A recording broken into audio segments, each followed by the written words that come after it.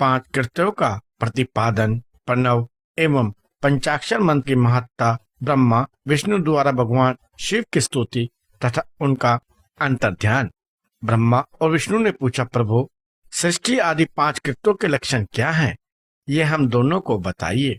भगवान शिव बोले, मेरे कृत्यों को समझना अत्यंत गहन है, तथापि मैं कृपा पूर्वक तुम्हें उनके विषय में बताता हूँ। ब्रह्मा और अच्युत सृष्टि, पालन, संहार, तिरोभाव और अनुग्रह, ये 5 ही मेरे जगत संबंधी कार्य हैं जो नित्य सिद्ध हैं।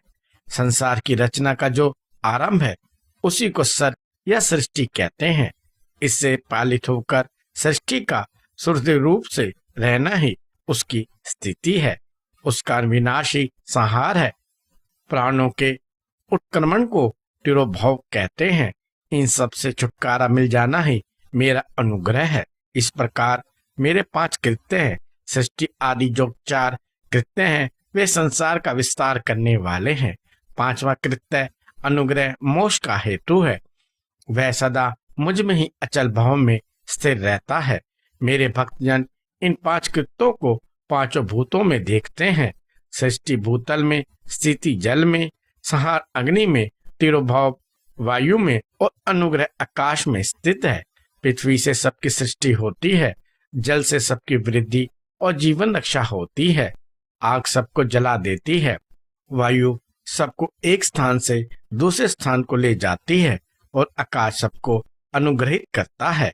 विद्वान पुरुषों को यह विषय इसी रूप में जानना चाहिए। इन 5 कृत्यों का भार वहन करने के लिए ही मेरे 5 मुख हैं। 4 दिशाओं में 4 मुख हैं और इनके बीच में 5वां मुख है। पुत्रों, तुम दोनों ने तपस्या करके प्रसन्न हुए मुझ परमेश्वर से सृष्टि और स्थिति नामक 2 कृत्य प्राप्त किए हैं। ये दोनों ही बहुत प्रिय हैं। इसी प्रकार मेरी अभिभूति स्वरूप रुद्र और महेश्वर में 2 अन्य उत्तम कृत्य संहार और तिरोभाव मुझसे प्राप्त किए हैं, परंतु अनुग्रह नामक कृत्य दूसरा कोई नहीं पा सकता। रुद्र और महेश्वर अपने कर्म को भूले नहीं है, इसीलिए मैंने उनके लिए अपनी समानता प्रदान की है। ये रूप, वेश, कृत्य, वाहन, आसन और आयुध आदि में मेरे समान ही है। मैंने पूर्व काल में अपने स्वरूपभूत मंत्र का उपदेश किया है जो ओंकार के रूप में प्रसिद्ध है। वह मां मंगलकारी मंत्र है। सबसे पहले मेरे मुख से ओंकार प्रकट हुआ जो मेरे स्वरूप का बोध कराने वाला है। ओंकार वाचक है और मैं वाच्य हूँ। यह मंत्र मेरा ही स्वरूप है। प्रतिदिन ओंकार का निरंतर स्मरण करने से मेरा ही सदा स्मरण होता है।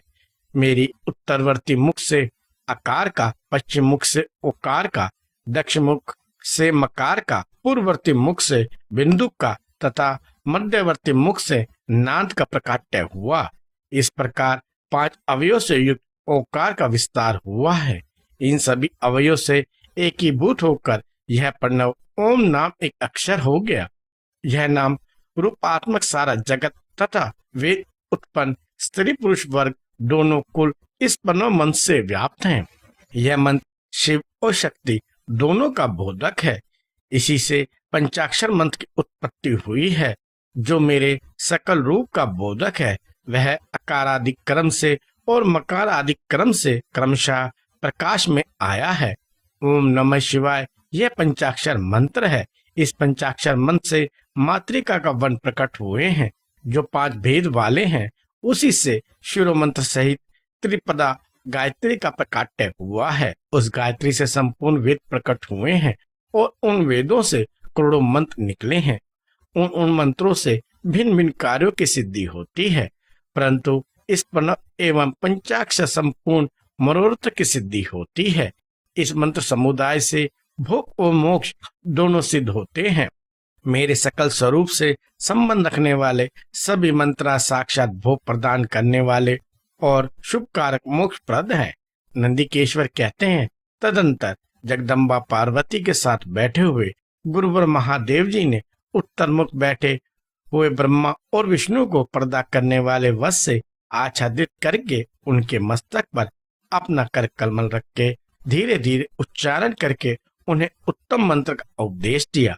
मंत्र तंत्र में बताई हुई विधि के पालन पूर्वक 3 बार मंत्र का उच्चारण करके भगवान शिव ने उन दोनों शिष्यों को मंत्र की दीक्षा दी। फिर उन शिष्यों ने गुरु दक्षिणा के रूप में अपने आप को ही समर्पित कर दिया और दोनों हाथ जोड़कर उनके समीप खड़े हो उन देवेश्वर जगत गुरु का स्तवन किया। ब्रह्मा और विष्णु बोले, प्रभु आप निष्कल रूप हैं, आपको नमस्कार है। आप निष्कल तेज से प्रकाशित होते हैं, आपको नमस्कार है। आप सबके स्वामी हैं, आपको नमस्कार है। आप सर्वात्मा को नमस्कार है, अथवा सकल स्वरूप आप महेश्वर को नमस्कार है। आप प्रणव के वाचार्थ हैं, आपको नमस्कार है। आप प्रणवलिंग वाले हैं, आपको नमस्कार है। सृष्टि पालन संहार तिरुभाव और अनुग्रह करने वाले हैं, आपको नमस्कार है। आपके पंचमुख हैं, आप परमेश्वर को नमस्कार है। पंच ब्रह्म स्वरूप 5 मुख कृत्य वाले आपको नमस्कार है। आप सबके आत्मा हैं, ब्रह्म है।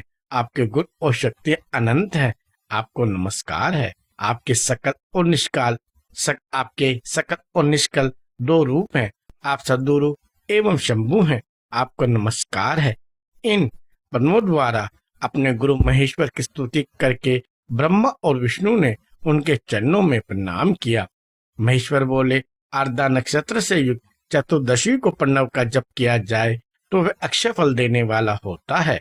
सूर्य की संक्रांति से युक्त महा अर्धा नक्षत्र में एक बार किया हुआ प्रणव जप कोटि गुने जप का फल देता है।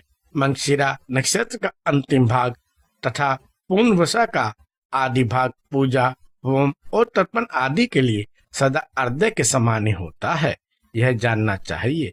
मेरे लिंग दर्शन प्रभात काल में ही प्रातः और संगम मध्य काल के पूर्व काल में करना चाहिए। मेरे दर्शन पूजन के लिए चतुर्दशी तिथि निशिथ व्यापनी अथवा प्रद्यो व्यापनी लेनी चाहिए, क्योंकि पर्वतनी तिथि से संयुक्त चतुर्दशी की ही प्रशंसा की जाती है।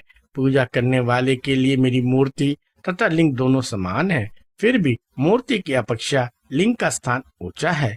इसीलिए मुमुक्षु पुरुषों को चाहिए कि वे वेद मूर्ति से भी श्रेष्ठ समझकर लिंग का ही पूजन करें। लिंग का ओंकार मंत्र से और वेद का पंचाक्षर मंत्र से पूजन करना चाहिए। शिवलिंग की स्वयं स्थापना करके अथवा दूसरों से भी स्थापना करा के उत्तम द्रव्य उपचारों से पूजा करनी चाहिए। इससे मेरा पद सुलभ हो जाता है। इस प्रकार उन दोनों शिष्यों को उपदेश देकर भगवान शिव वहीं अंतर्ध्यान हो गए।